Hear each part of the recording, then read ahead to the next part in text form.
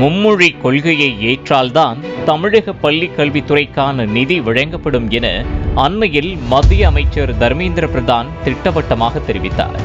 அதனைத் தொடர்ந்து மும்மொழி கொள்கை தேவை என ஒரு தரப்பினரும், இது இந்தியை திணிக்கும் முயற்சி என மற்றொரு தரப்பினரும் எதிர்ப்பு தெரிவித்து வருகின்றனர்.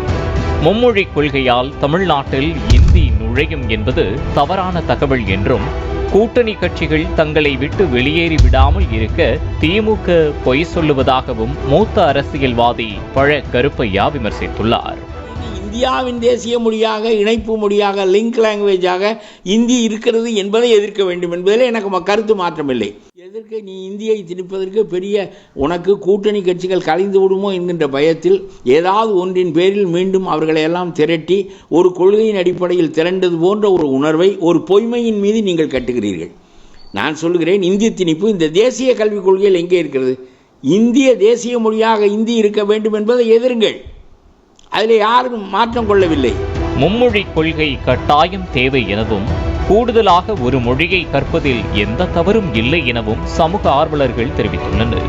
மும்மொழி கொள்கை கட்டாயம் தேவை. இன்னைக்கு தமிழ்நாட்டில் இருந்து வேற ஸ்டேட்டில் போய் குழந்தைங்க ஒரு வேலைக்கு போகிறாங்க அப்படின்னா அந்த ஸ்டேட்டினுடைய பாஷை தெரியாமல் ரொம்ப கஷ்டப்படுறாங்க குழந்தைங்க.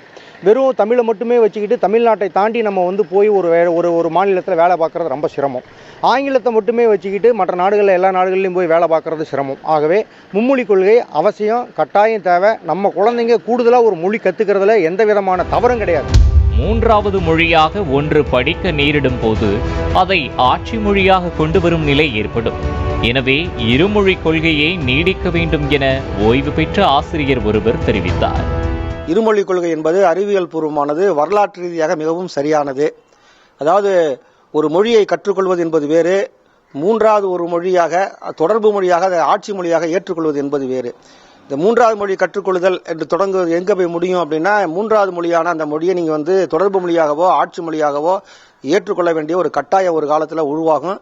இதை கடந்த 1938 நம்முடைய முன்னோர்கள் மிகச் சரியாக இனம் கண்டு கொண்டதன் காரணமாகத்தான் தமிழகத்தில் இன்றைய வரை இருமொழி கொள்கை தொடர்ந்து அமுலில் இருக்கிறது.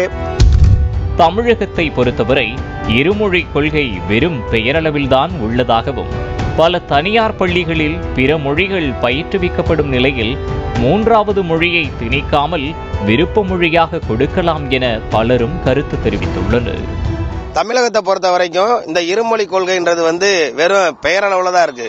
ஏன்னு பாத்தீங்கன்னா, தமிழ்நாட்டில் இருக்க பல சிபிஎஸ்இ ஸ்கூல்லையும் சரி, பல பிரைவேட் அந்த மெட்ரிக் ஸ்கூல்லையும் சரி, இன்னைக்கு மூன்றாவது மொழியா பிரெஞ்சு, ஹிந்தி இந்த மாதிரி மாற்று மொழிகள் பல ஆண்டுகளாவே புழக்கத்தில் இருக்கு. அந்த வளரும் தலைமுறைக்கு தமிழ், இங்கிலீஷ் தவிர மூன்றாவது மொழி கண்டிப்பா தேவை. அந்த மொழி இந்தியா இருக்கணும்ன்றது எங்களோட நோக்கம் இல்ல.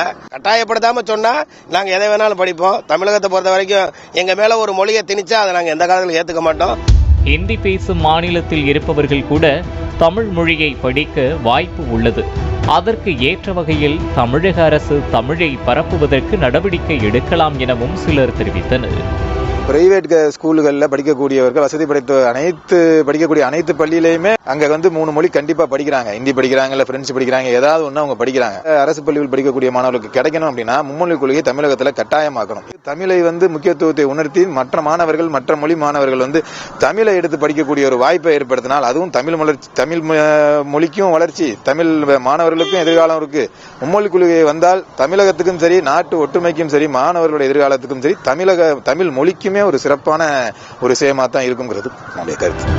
மும்மொழி கொள்கையால் திராவிட மொழிகளிடையே இணக்கம் காண முடியும் என பழ கருப்பையா தெரிவித்தார். இந்திய மொழிகளில் ஒன்றை ஏற்றுக்கொள்வது என்பது வேறு, இந்தியை ஏற்றுக்கொள்வது என்பது வேறு. இந்திய மொழிகளில் ஒன்றை ஏற்றுக்கொள்வது என்பது தமிழ் உத்தரப்பிரதேசத்துக்கு போவதற்கும், திருவனந்தபுரத்திற்கு போவதற்கும், ஹைதராபாத்துக்கு போவதற்கும் வாய்ப்பு இருக்கிறது. அதுபோல தெலுங்கும் கன்னடமும் நம்முடைய நாட்டுக்கு வருவதற்கு வாய்ப்பு இருக்கிறது. நாம் திராவிட இன உணர்வை வளர்க்கலாம். சமமான கற்றல் வாய்ப்பை மும்மொழி திட்டம் தடுப்பதாக கூறிய கல்வியாளர் பிரின்ஸ் கஜேந்திரபாபுவிடம், தனியார் பள்ளிகளில் ஹிந்தி கற்றுக் கொடுக்கப்படும் நிலையில் அரசு பள்ளி மாணவர்கள் ஹிந்தி பயில்வதை தடுப்பது சரியா என்ற கேள்வி எழுப்பப்பட்டதற்கு தமிழ்நாடு அரசுதான் அதை தெளிவுபடுத்த வேண்டும் என அவர் விளக்கமளித்தார். தாய்மொழி, அதற்கு பிறகு இரண்டாவதான மொழி என்பது தேவையின் அடிப்படையிலான மொழி என்பதுதான் தமிழ்நாட்டினுடைய அறிவியல் பூர்வமான அணுகுமுறை.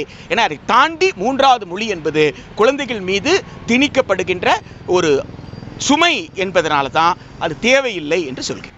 இந்திய அரசின் சட்டத்தின் கூறு 14 படி சமமான கற்றல் வாய்ப்பை கேட்கிறோம்.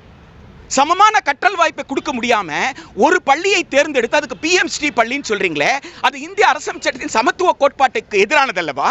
அந்த குழந்தையினுடைய தாய்மொழியை கற்பிப்பதற்கான ஏற்பாடு அந்த பள்ளி செய்யணும். இதுதான் தமிழ் மொழி சட்டம் சொல்லக்கூடியது.